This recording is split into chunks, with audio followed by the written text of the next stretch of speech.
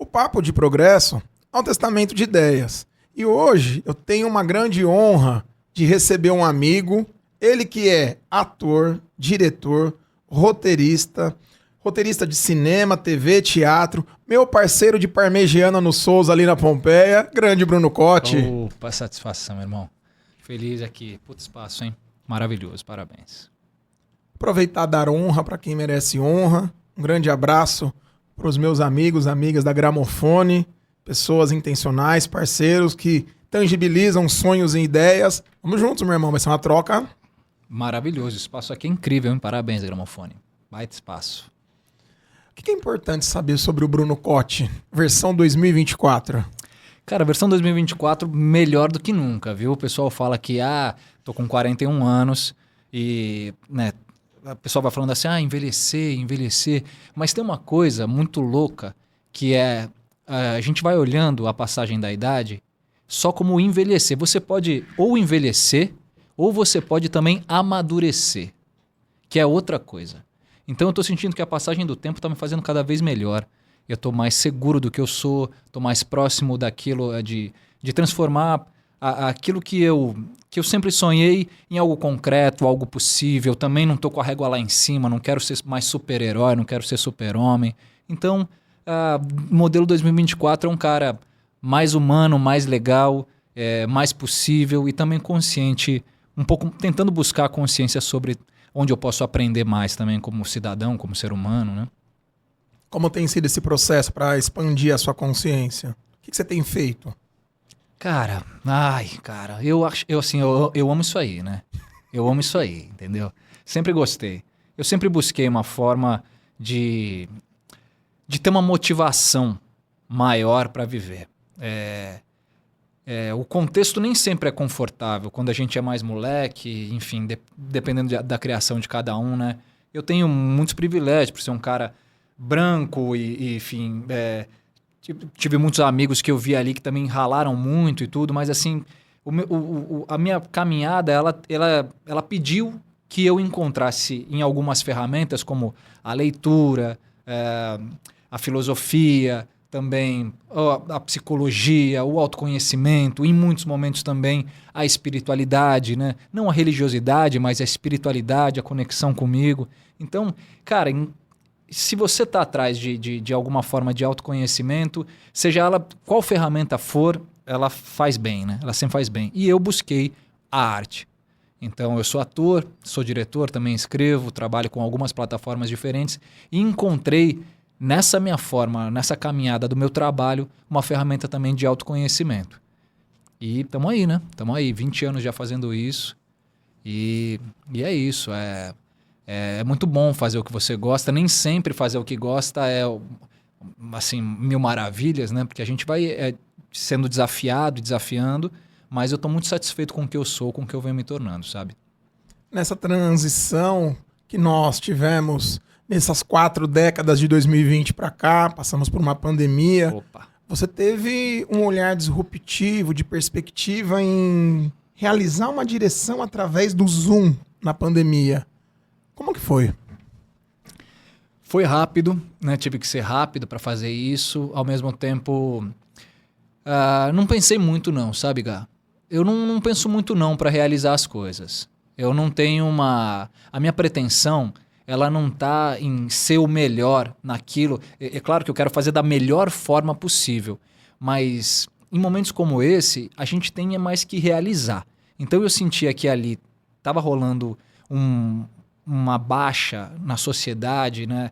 Todo mundo estava muito preocupado e muito triste com aquela possibilidade pandêmica, a quarentena foi se estendendo, então rolou ali uma possibilidade, eu junto com 2 amigos muito queridos, Mauro Chames e Nicole Corderi, da gente criar esse espetáculo online e tentar levantar isso da melhor forma possível. Então, para nós, foi uma espécie também de vacina ali.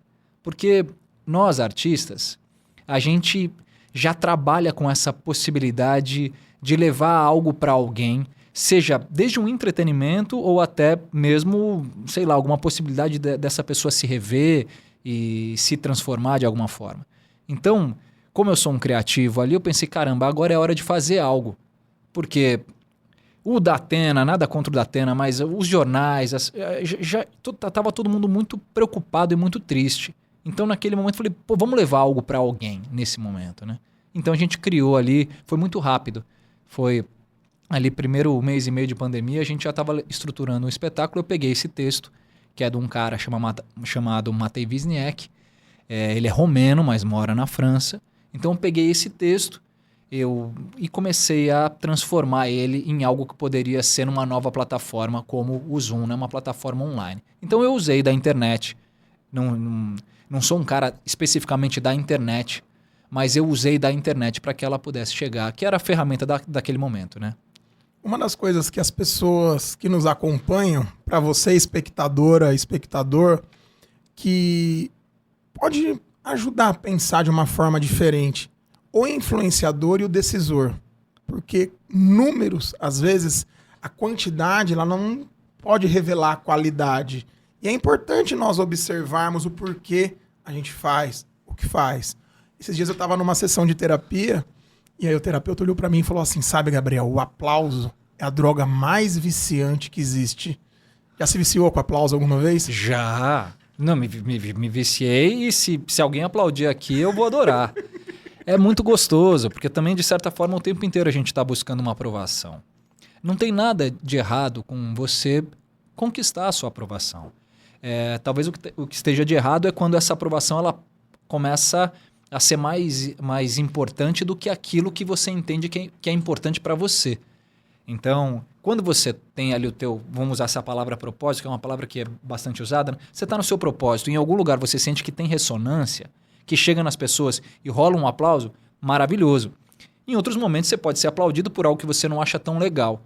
E quando isso, eu que sou ator, em alguns momentos eu fui aplaudido por coisas que eu não achava tão legal. E aí é a hora de você também se rever e falar, opa, peraí, o que é importante aqui? Qual é o diálogo que eu vou encontrar entre esse sucesso, esse aplauso que está sendo importante para mim ou nem tanto, né? O que eu quero dizer? Porque chega uma hora também que quando você é muito aplaudido, isso vira normal. E aí, o que acontece? Você precisa se rever. Grandes artistas foram muito aplaudidos a vida inteira e tiveram uma vida que não foi tão exitosa pessoalmente. São pessoas que tiveram momentos mais sombrios, né? Grandes artistas, a gente vê pessoas que tiveram momentos sombrios e estavam no auge. Então, chega uma hora também que o aplauso já não basta mais. Mas sim, o aplauso vicia. O que mudou no seu conceito sobre realização, sucesso? Ai, cara, enfim, tem a realização material, que é essa que a maioria das pessoas está buscando, porque a vida realmente é muito dura. O artista tem uns boletins de vez em quando? Opa, eu tenho uns recebidos lá que vem uns 5, tudo boleto. Todo mês chegam os recebidos. É boleto da luz, é boleto do telefone, tudo recebido. Cara, então, tem esse, né, que é esse que a gente entende como todo mundo tem. Claro que tem gente que sente a pressão do boleto muito mais, então é isso, né? Você acaba buscando essa realização material e tem a realização pessoal, que é você entrar numa ressonância ou numa coerência com aquilo que você efetivamente sente, né? Tem uma coisa que é muito difícil que os orientais buscam, né? Que é um alinhamento entre pensamento, palavra e ação. Pensamento, palavra e ação. Quando você encontra esse pensamento, esse alinhamento entre pensamento, palavra e ação, significa que você está no teu presente, na tua potência. Então, isso também é uma espécie de realização, quando você consegue entrar nessa sinergia, nessa ressonância, né? É muita pretensão a gente achar que o tempo inteiro você vai estar nesse estado. Mas digamos que é um lugar para se mirar, para você buscar, para você entender. Será que o que você fala está de acordo com o que você age? Será que o que você pensa está de acordo com o que resulta, né? Muitas vezes a gente quer, eu quero tal coisa para minha vida. Mas espera aí, você está agindo na direção disso? Ou você está pensando na direção disso? Ou você só está reverberando isso, né? Acho que tem a ver também com autoconhecimento isso, né? Total. Porque às vezes uma atitude vale mais que uma tonelada de palavras, de pitch prontos, de coisas que nós observamos que tem até um feed organizado, vamos dizer assim, né? Sim. E o Brasil está sofrendo muito com essa questão de comparação. Em 2019, foi considerado o país mais ansioso do mundo pela OMS um ano antes da pandemia. Imagina agora. É brabo, né, cara? É brabo. A rede social ela tem esse poder muito grande de ditar uma série de comportamentos, mas a real é que a gente não sabe que lugar que aquela pessoa tá de verdade. Ao mesmo tempo que a gente tem os influenciadores ditando um lifestyle, várias coisas, a gente também tá vendo vários influenciadores com questões de depressão, ansiedade. Quem produz conteúdo pra internet, cara, tem uma vida muito puxada. A gente fica vendo ali, né, só o recebido, ou então tá gato, tá gata, aquele shape, aquela coisa. Esses são os influenciadores de lifestyle, mas produzir esse conteúdo e trabalhar pra internet porque você, cara, você é chefe de si mesmo. Então, é você que vai editar aquilo. E, de certa forma, você vai, à medida em que você vai desenvolvendo o seu conteúdo, pegando a sua linha, o seu público também vai te pedindo. Então, é você que vai editar o ritmo da... É como se fosse um Uber, né? É uma uberização também da profissão. Se você ficar mais ali, você faz mais dinheiro. Então, se você se dedicar mais, você vai fazendo mais. Agora, quem é que gere você? Quem cuida de você? E que hora desacelera? Que hora saboreia? É difícil. Para desacelerar, você precisa ter um tipo de consciência e de sensibilidade para a sua cabeça, para a sua saúde mental e para a sua saúde física. Não é fácil desacelerar. A gente não aprendeu a desacelerar. A gente não aprendeu. A gente só aprendeu a acelerar, porque a gente vive num país de terceiro mundo. É um país difícil. Se você está a milhão, aceleradão, não significa que você vai ter alcançado o básico para você existir. E a gente está falando aqui, né? A gente tem muito privilégio. Sim. Mas você pega a galera que está aceleradíssima, que está 2 horas, 3 horas num busão para ir trampar, vai de manhã, assim, ela fica no mínimo 5 horas num busão para poder ir trabalhar. Mais acelerado que isso, ainda chega, desenrola todo o trabalho, volta, ainda tem filho, tem marido, tem esposa, tem casa para limpar. A pessoa está aceleradaça, né? Ela está num nível de produtividade altíssimo. Significa que ela tem o básico para viver? Nem sempre. Então é difícil. Se você sente que desacelerou, de certa forma vem uma culpa muito grande. E é a culpa do boleto, é a culpa da... Então é louco, quando a gente pensa em produtividade, às vezes a gente está falando, produtividade para grandes executivos. Tá, beleza. Mas assim, a galera que está na força de trabalho ali é o nível de produtividade maior. E sorriso sempre. A galera está num nível de produtividade que é muito louco, que é muito alto. Essa galera precisa ser estudada. Porque às vezes, né, você pega o CEO ali, ele tá buscando outra forma de ser produtivo. Mas a massa de trabalho é um nível de produtividade que, cara, eu desconheço igual. Viver da forma que vive e ainda performar profissionalmente é um estoicismo Pois é, na veia, né? Não, estoicismo, a gente tava falando aqui. Original de fábrica. Cara, quem veio da quebrada é estoico e não sabe. É isso, cara. É um nível de resiliência gigantesco. Muito admirável e gigantesco. E aí é uma pena que a gente... Enfim, que essas pessoas em muitos momentos não conseguem ter o mínimo mesmo para poder se desenvolver ainda mais, né? Para poder cuidar um pouco mais de si, para poder amar um pouco mais, para poder ter mais tempo para suas famílias, para os seus filhos, para aquilo que você ama fazer e que de repente não tem espaço, que é um seu hobby, né? Se desenvolver de outra forma. Mas é isso, essa vida louca, né, do capitalismo, não tem como fugir disso também. Ficar batendo no capitalismo aqui, né? O que a gente vai fazer? Não tem. Esse é o jogo, vamos entender como jogar esse jogo aqui da melhor forma possível. Quem está na liderança, que sempre reflita sobre a sua força de trabalho ali, o que você pode fazer a mais por alguém, né? Eu tenho um grande amigo e ele estava falando que ele é médico e atende pessoas de muito poder aquisitivo, né?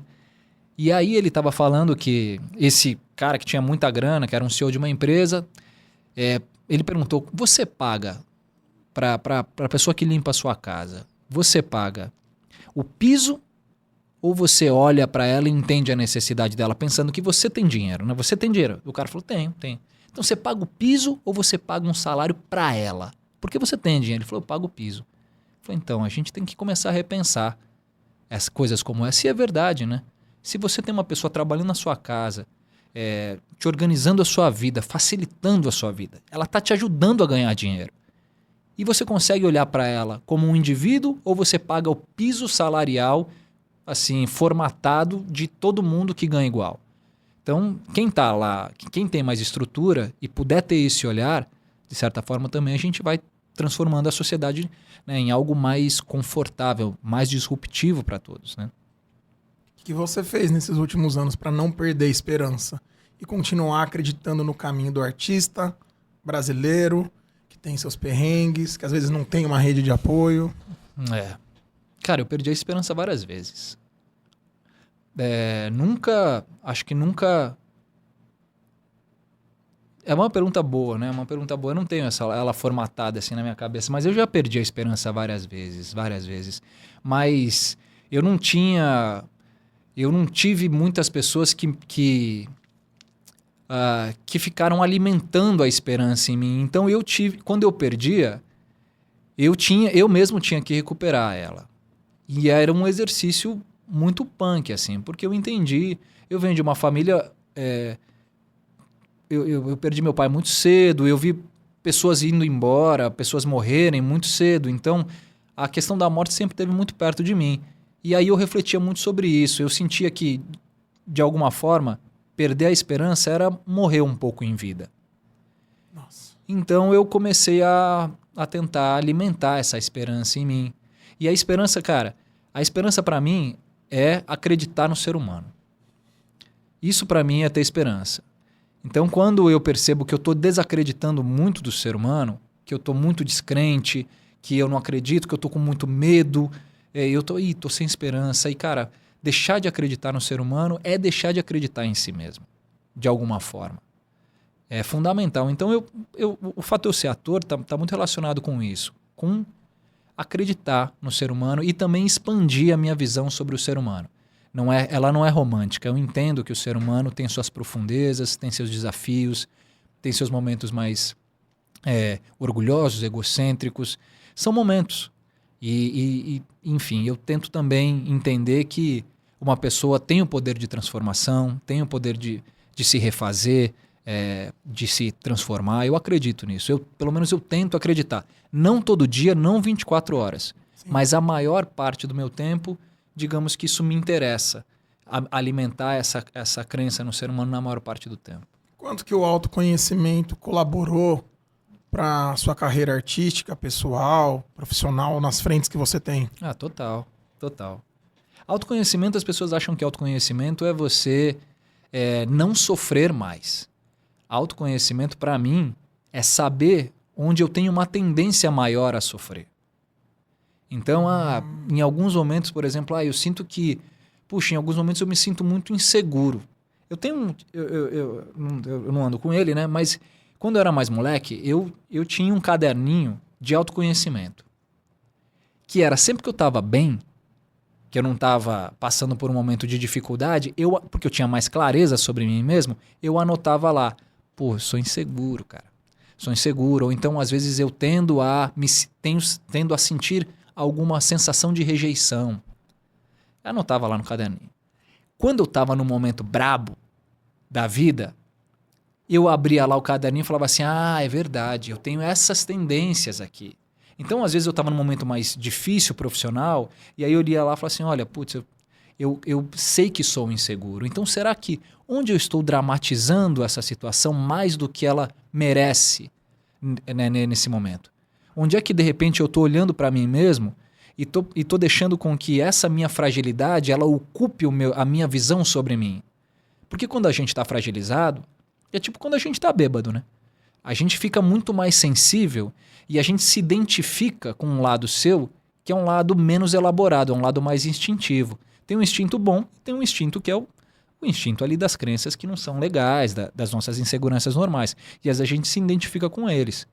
Então, ter esse caderninho para mim, ele me norteava, falava assim, caramba, eu tenho uma tendência a ser inseguro. Então será que eu estou analisando e vendo essa situação com um pouco mais de insegurança do que naturalmente deveria ser? E isso está me deixando mais para baixo ainda? Então, autoconhecimento é saber quais são as suas fraquezas. E eu não vou mais sofrer porque eu me conheci a ponto de bloquear qualquer problema que venha acontecer. Eu acho que é isso, é se conhecer. E se conhecer não é só conhecer aquilo que você tem de bom, é conhecer o que você tem de ruim também, né? O autoconhecimento me ajudou a perdoar um pai que não foi presente. O autoconhecimento me ensinou que perdoar não é esquecer, é aprender.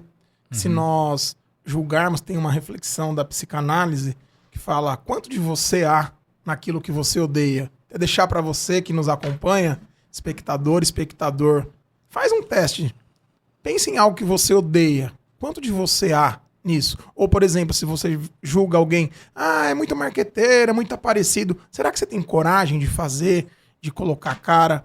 Dessas ameaças, Bruno, dessas fraquezas, dessas sombras que nós temos nas terapias, nos processos de autoconhecimento, como que foi para você enxergar elas e lidar com elas? Eu enxergo todo dia, né, Gá? Enxergo todo dia, cara. Todos os dias eu aprendo muito ainda sobre mim e todos os dias eu também me assusto um pouco. Falo, pô, caramba, cara, eu fiz isso. Ainda tenho o potencial de sem perceber, às vezes, machucar alguém, né? A gente tá falando de uma sociedade totalmente patriarcal. Então eu também penso, pô, onde eu tô sendo machista aqui? Onde eu tô sendo preconceituoso? Onde eu tô sendo homofóbico? Todo o tempo eu tô me repensando. E onde eu tô fazendo também essas coisas não só com o outro, mas comigo mesmo. Em muitos momentos eu percebo que eu sou meu maior algoz. Eu também, né? Eu sou... Então, quando você está falando, quando eu olho para o outro e não gosto do que tem no outro, de certa forma você também tem essa tendência a fazer isso consigo. É um bumerangue, né? Então, o autoconhecimento, ele vai me trazendo essa possibilidade diária, né? Porque é um exercício diário de estar vivo, de você buscar nos livros, buscar em pessoas que você admira, em situações de ensinamento. O autoconhecimento tem a ver com estar aberto. Né? Não existe uma fórmula para viver. A gente busca lições, experiências para nos nortear. E essas lições e experiências, elas são individuais. Também não tem como formatar para todo mundo, né? Uma coisa que a gente está vivendo aqui é muito diferente de algo sendo vivido na Rússia, ou no Oriente Médio, ou no Japão. Total. A gente precisa entender que os processos são individuais e também são culturais. Tem todo um sistema nisso. Mas, enfim, a gente vai buscando através de referências para se autoconhecer, e pode ser a psicanálise, pode ser a neurociência, pode ser a igreja evangélica, pode ser as religiões de matrizes africanas. Todas essas são possibilidades para a gente se aproximar um pouco mais da gente. O autoconhecimento, digamos que é isso, né? É se aproximar um pouco mais de você, tanto da sua luz quanto da sua sombra também, né? Essa questão de se aproximar um pouco mais de você, da sua essência, o que mudou? Ou mudou alguma coisa no seu conceito sobre amor depois dos 40? Mudou. Eu sempre amei. Eu sempre gostei muito de amar. Sempre achei... Já tomou por amar? Ou deixar de amar? Hoje? Amar, cara, amar é estar vulnerável, né? Uau. Como é que... É difícil amar e não estar vulnerável. É difícil. Amor e controle não existe? Depende do que é controle, depende do que é amor, né? Existem... Depende. É muito pessoal, né? Mas assim, eu acredito que amar é estar num ambiente com alguém que você admira e que você se permite não ser o seu ideal de eu. Você se permite falar eu não sei, você se permite errar e tentar reorganizar isso. Enfim, é um processo. Amar é algo... Amar é estar sempre com a possibilidade de aprender ou ensinar, e que essa troca ela não tem nenhuma relação de poder necessariamente. O fato de você me ensinar algo, como você já me ensinou várias vezes, não significa que você é mais poderoso do que eu, ou que eu sou menos ou mais.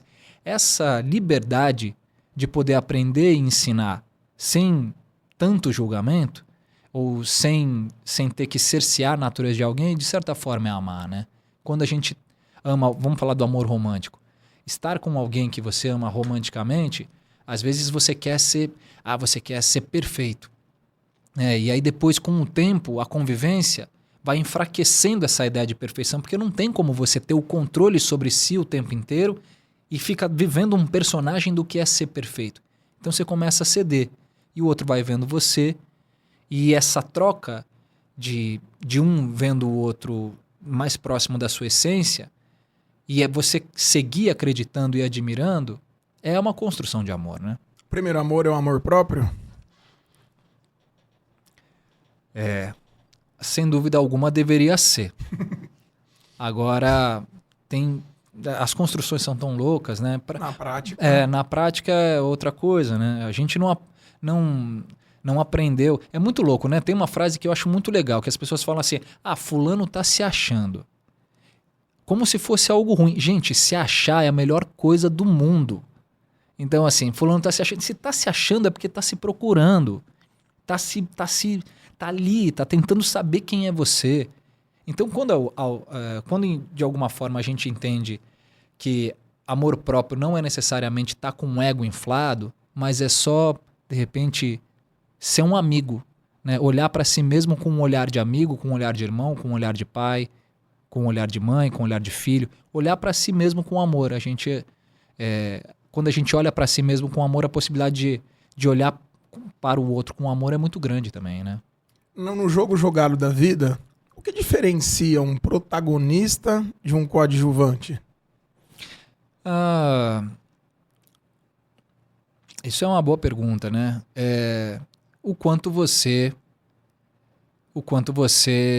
se propõe a realizar aquilo que você tem na sua cabeça e tem o que determina Muito bom. a sua realização, né? Você pode estar sentado no passageiro da sua vida como passageiro, ou você pode ser o motorista, né? Então, o protagonista não significa que a sua vida vai ser mais fácil ou mais difícil, mas significa que, de alguma forma, você está indo na direção da vida.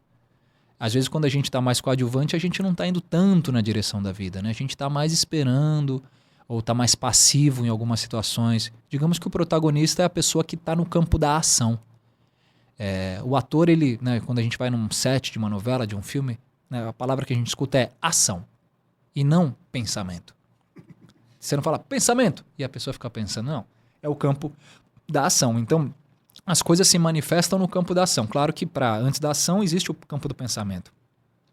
Mas é aquilo que a gente estava falando, né? Pensamento, palavra e ação. Quando a gente consegue se aproximar disso, digamos que de alguma forma a gente também está assumindo o protagonismo da sua própria vida, né? Já fez algum papel de protagonista? Na minha vida eu faço diariamente. Sou protagonista da minha vida diariamente e também já fui coadjuvante também da minha própria vida. Em alguns momentos eu senti que a vida estava muito pesada, eu estava um pouco perdido, eu estava precisando de alguma forma também desacelerar para poder reencontrar comigo mesmo, que às vezes o meu corpo estava num lugar, mas a minha cabeça estava 2 quilômetros atrás. Então essa hora você fala, opa, calma, né? Calma. Deixa eu diminuir um pouco aqui. Mas trabalhos, sim, já fiz alguns protagonistas. E não necessariamente o protagonista é o melhor papel. Não necessariamente é o melhor papel. Nossa. O protagonista, ele tem, digamos que ele tem a maior visibilidade da trama, ele tem uma responsabilidade em conduzir a trama, mas às vezes esse excesso de responsabilidade dele, como ele tem mais responsabilidade no arco total da trama, ele precisa agradar mais gente. Porque, né, para você se desenvolver sendo um protagonista, significa que você tem que conversar com muita gente e muita gente torcer pela sua caminhada. E às vezes, quando você tem que agradar muita gente, você perde algumas qualidades que são mais de algumas excentricidades ou de algumas características que são mais singulares. Então, às vezes, o personagem, não na vida, né? O coadjuvante, ele pode ter uma sacada de humor, ele não tem tanta responsabilidade de carregar o fardo do grande arco nas costas. Então, ele pode, digamos assim, brilhar um pouco mais. Um elemento surpresa? Um elemento surpresa, isso. Ele pode brilhar nesse sentido. E às vezes acaba até roubando a cena. A gente tem novelas e filmes que você fala assim, você não lembra tanto do protagonista, mas você fala, mas aquele cara, mas aquela atriz, mas aquela figura. Né? Você fala, caramba, teve um espaço ali de criação por não estar tão pressionado. É isso. Em muitos momentos também Isso acontece, eu imagino, nas grandes empresas, né? Às vezes o cara ou a mulher ali, aquela figura, ela tem uma representatividade tão grande, uma pressão tão grande sobre ela que ela não consegue agir tão espontaneamente quanto, de repente, uma pessoa de um outro setor que tem mais liberdade, está mais espontânea, está mais viva, sem tanta pressão, né? Falando em pressão, ano passado você recebeu uma gratificação da vida, graças ao corre que você tem de muito tempo. Uhum. Um papel que é representar o Tony Ramos mais novo, correto? Foi novela Terra e Paixão na Globo. Eu tinha um personagem que, enfim, um dos protagonistas da trama, vivido pelo Tony Ramos. E aí eu fiz o Tony Ramos mais jovem nessa novela. Todos os flashbacks dele, toda a trama que se desenrolava antes do conflito presente da novela. E para mim é maravilhoso, porque o Tony sempre foi uma grande referência. Para mim, a forma com que eu comecei a me relacionar com a possibilidade de ser ator, a minha mãe não me levava ao teatro, eu tinha pouca referência de cultura mesmo. Eu era um moleque que minha mãe tinha que trabalhar e ela ligava a televisão para mim e a televisão cuidava de mim, né? E eu cuidava da TV, né? Não tinha muito essa coisa. Então, assim, a televisão sempre mexeu muito com o meu lúdico, com a minha imaginação. A televisão foi uma grande companheira, de certa forma, para mim. Então eu via esses atores todos, Tony Ramos, Raul Cortez, Paulo Altran, Fernanda Montenegro, e eu vi esse movimento nas novelas e tudo, e essas pessoas formaram muito o meu olhar. E aí depois, mais velho, quando eu fui estudar teatro, eu falei, uau, além daquilo que eu via ali nas novelas, existe todo um outro campo muito mais profundo, de muita beleza com outros artistas. Eu fui conhecendo também esses outros artistas, outras coisas, mas a minha referência inicial era a novela. Então, quando eu, de certa forma, vou ali atuar dividir o personagem, né, com um cara tão brilhante, com tanta admiração, isso para mim eu fiquei muito lisonjeado, foi uma grande experiência. Qual é o seu conceito hoje de sucesso?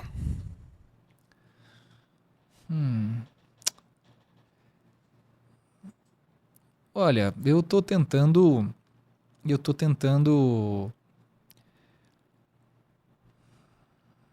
fazer o meu melhor com a minha verdade e sem me comparar. Então, hoje para mim, sucesso é isso, é eu conseguir desenvolver o meu trabalho, acreditar no meu trabalho, sem necessariamente fazer com que eu tenha que estar no topo de todas as situações para me sentir bem-sucedido. Então, hoje eu vivo, há muitos anos eu já vivo de cultura, vivo de arte, eu sou um profissional liberal. Então, assim, dificilmente a gente tem carteira assinada ou alguma estrutura profissional para trabalhar. Então, eu fui desenvolvendo ao longo desses anos muita disciplina, uma organização pessoal. Não é fácil ter uma organização pessoal. Eu não venho de uma escola de organização pessoal, na minha família não existia essa organização. Então, foram características que eu fui aprendendo a ter sozinho. Não é fácil fazer isso, mas ao mesmo tempo, quando você aprende sozinho também, é muito legítimo, é muito bonito. Honroso, né? É honroso. Então você fala, caramba, não, eu tenho possibilidade, eu vou aqui, talvez o meu avô veio de uma situação, a minha mãe veio de uma outra situação, e eu tô aqui e consegui estar um pouco melhor, né, perante eles. Em alguns lugares da vida eu faço, caramba, né? Eles também, claro, eles me ajudaram a estar aqui onde eu estou e de alguma forma foram abrindo o caminho para mim. Mas essas conquistas pessoais são muito, muito grandiosas. Então, para mim, ser bem-sucedido é também valorizar a minha caminhada, valorizar o meu corre e fazer o meu trabalho da forma mais digna possível. E é isso. E ser amado pelas pessoas que eu amo, ser admirado pelas pessoas que eu amo, isso para mim é bem-sucedido, né? Você dirigiu um espetáculo, eu tive o privilégio de ir, onde tem um tema que mexe muito comigo, a questão de repetições de padrões comportamentais. Vocês fizeram uma pesquisa bem aprofundada. Como que você observa esses movimentos e como que foi para você olhar para os resultados obtidos desse grande projeto? Sim. Ontem mesmo eu acabei de voltar do interior, a gente está fazendo uma turnê, um espetáculo chamado Cartas da Prisão, que é um espetáculo que, através de uma pesquisa em cima de cartas reais de mulheres que se apaixonaram por assassinos seriais. Então, existe essa pesquisa da atriz Chica Portugal, que é a idealizadora do projeto, e ela começou a ver que existia um ponto de convergência entre esse tipo de idealização romântica e as relações abusivas. Porque a gente vê mulheres indo atrás dos maridos, dos namorados no presídio, mas a gente não vê homens visitando mulheres presas, né? Uma mulher solta, ela espera um homem preso sair da cadeia, mas um homem solto não espera uma mulher solta. Então a gente foi encontrando alguns pontos de convergência e entendemos que essas mulheres que trocaram cartas com pessoas presas, elas tinham um grande traço de uma idealização de amor romântico. E que esse amor romântico é uma grande prisão também para elas. Quando ela me chamou inicialmente para dirigir, eu falei, olha, eu não tenho esse lugar de fala, eu não posso falar sobre o amor romântico feminino, eu acho que seria mais interessante você chamar uma mulher que somaria o teu projeto, porque eu somo com a minha sensibilidade e com a minha parte técnica, mas eu não consigo falar disso. E ela falou, não, o meu desejo nesse trabalho é unir homens e mulheres, é fazer com que isso seja um discurso plural, eu não quero separar ninguém, eu estou querendo juntar, então se você quiser... Nossa, E aí me ensinou também nesse momento. que sensacional. E foi uma troca muito bonita. Então agora, anteontem a gente fez para 950 pessoas em Campinas. E é um espetáculo denso, você viu. Então é isso, né? Você tem ali quase 1.000 pessoas assistindo aquilo e foi muito forte. Eu já vi muitas apresentações, eu conheço o espetáculo de cor, mas anteontem eu me deparei com aquilo e falei, caramba, estou orgulhoso de ter feito esse trabalho e de ter possibilitado, através do meu trabalho, também fazer com que esse discurso dessa equipe de mulheres tão potentes, tanto a dramaturga, a autora da peça Nana de Castro e a Chica Portugal, são mulheres muito potentes, fazer com que também o trabalho delas e aquilo que elas querem dizer e comunicar, amplificar um pouco isso, né? Possibilitar que isso aconteça. Tem uma estrutura sistêmica dentro do desenrolar da peça? Tem. Pensando no sistema das conexões e das proximidades, porque está todo mundo conectado o tempo inteiro, né? Família. Está todo mundo conectado. Se você está perto de alguém nesse momento, isso não diz só sobre o outro, diz sobre você também. Seja num relacionamento, embora, claro, né, existem situações desconfortáveis, às vezes uma mulher não pode sair de um relacionamento por uma questão financeira ou por uma questão de opressão, mas esse relacionamento, em algum lugar, ele também diz sobre você.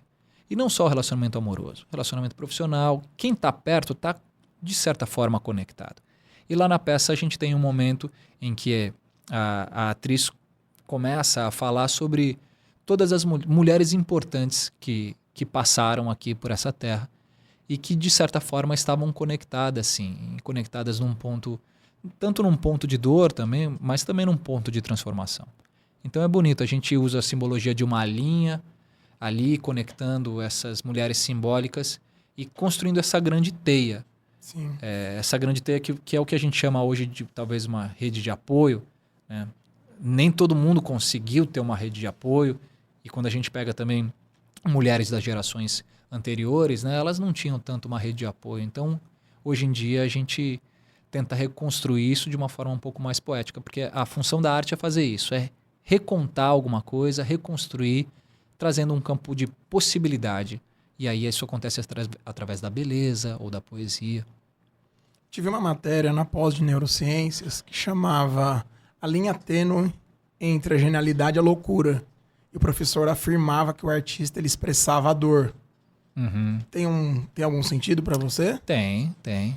Hoje em dia, quem sente dor, quem não tá bem, é tido como louco. Todo mundo que tá fora da forma, do padrão, é tido como louco. Nossa.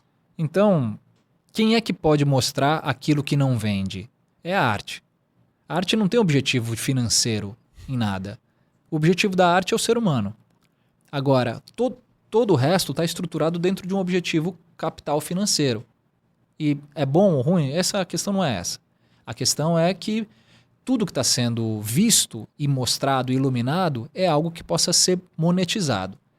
E tudo aquilo que não monetiza é tido como algo ruim, algo que tem que estar à parte. Então, saúde mental, algumas possíveis sombras que você pode ter no seu comportamento, tudo aquilo que não está padronizado e que você não consegue categorizar é tido como uma loucura. E quem retrata isso é a arte, não só as artes cênicas, mas todos os tipos de arte. A literatura, né, a pintura. A gente vê grandes artistas e grandes pesquisadores, como Nise da Silveira, que ressignificaram o processo de muitas pessoas que sofriam de saúde mental através da pintura, através da escultura. Enfim, é um lugar também. A arte é uma possibilidade. Você mostra para grande massa, para as pessoas, falar assim, olha, gente, além desse modelo de viver, existe também esse outro, que não é tão falado, mas ele também é possível, ele também existe. Então, caso você pertença a esse outro modelo, aqui você está inserido e aqui você está incluso. Então, o papel da arte é incluir. É incluir. Jogo bom, passar rápido. Claro. Que papo gostoso, fica aquele gostinho de quero mais. Bruno, quando eu estava estudando esse livro, para você que nos escuta, é um livro azul, com algumas grafias brancas, sobre o sentido da vida, do Viktor Frankl, o pai da logoterapia. Sim. Passou por Auschwitz.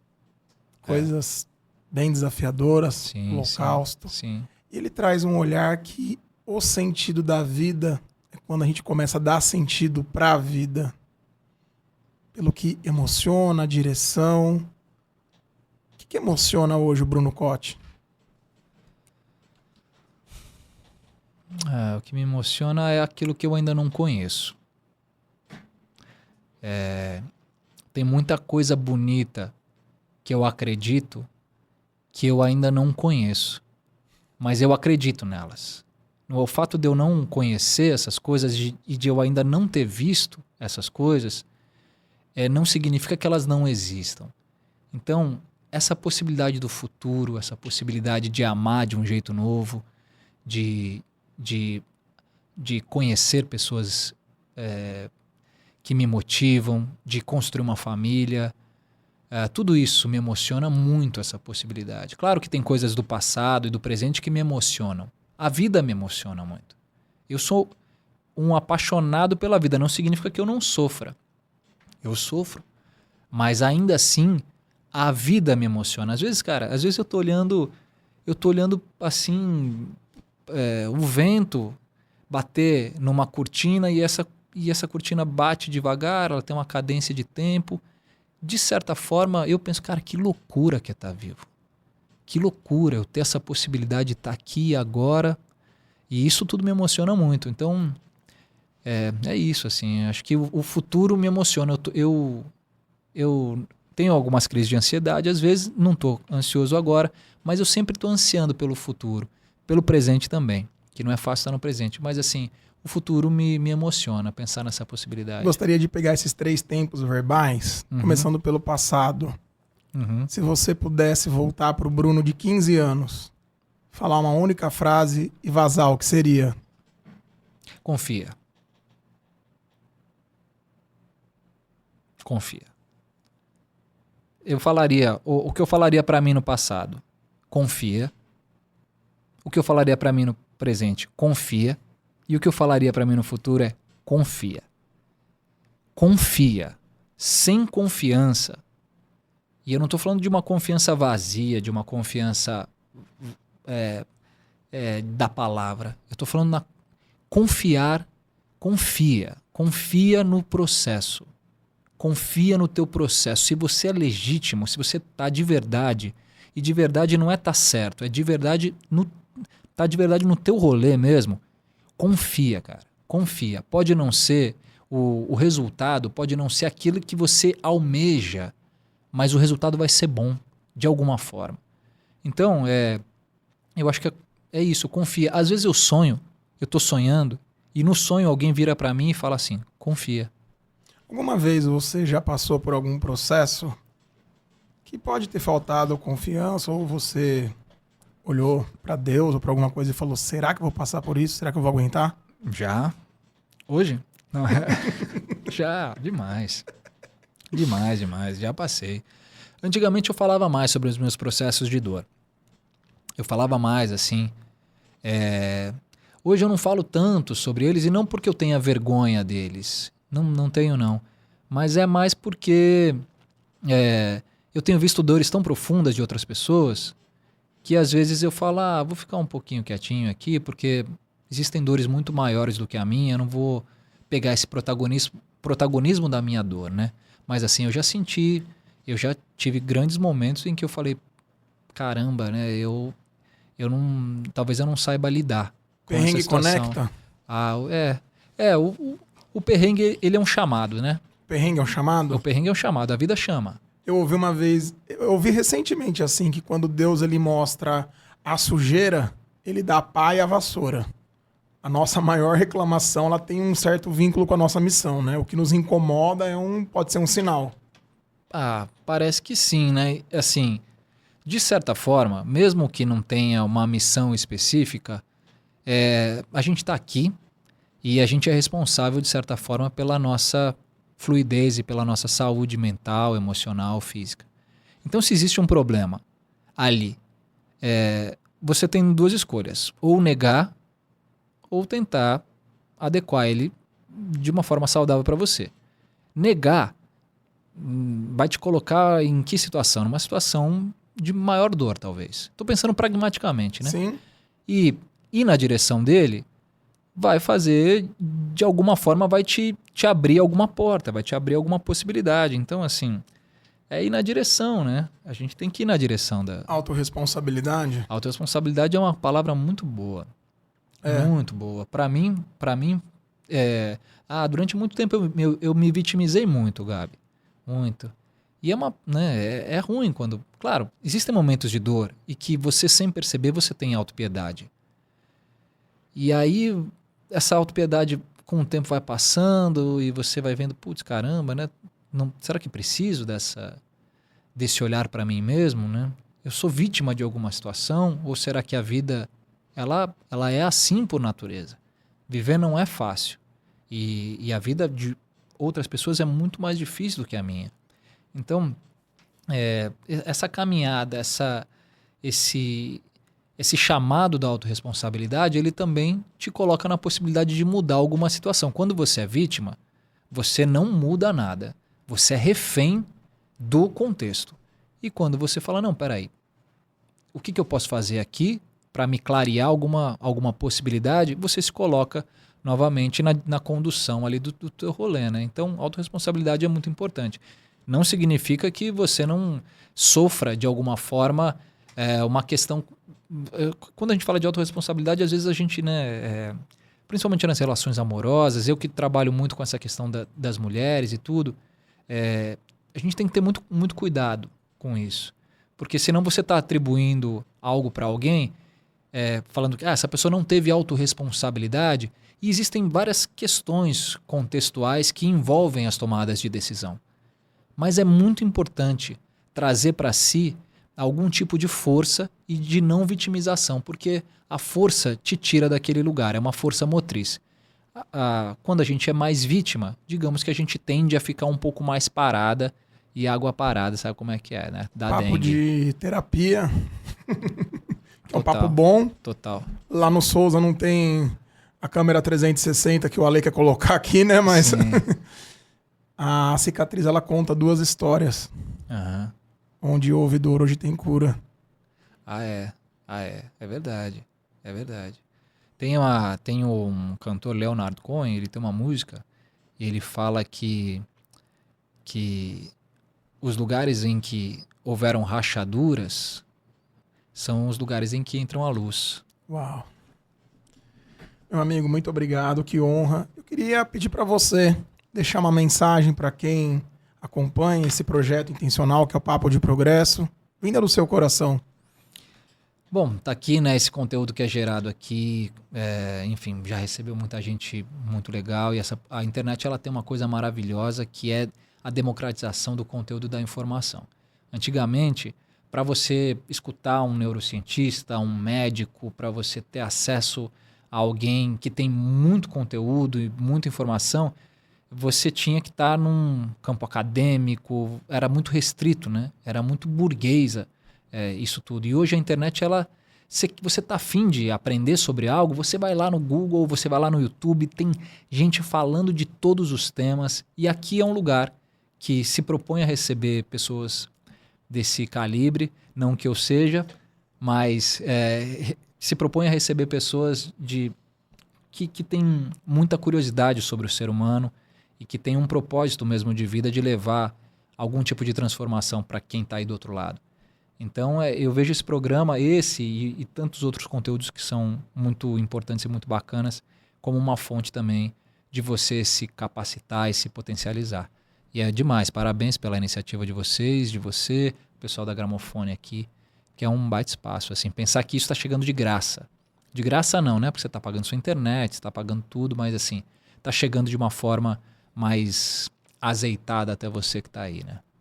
Que honra, meu irmão. Valeu. Redes, projetos, pra galera te seguir, te procurar. @Bruno Cotti, tô lá no Instagram, Facebook, YouTube.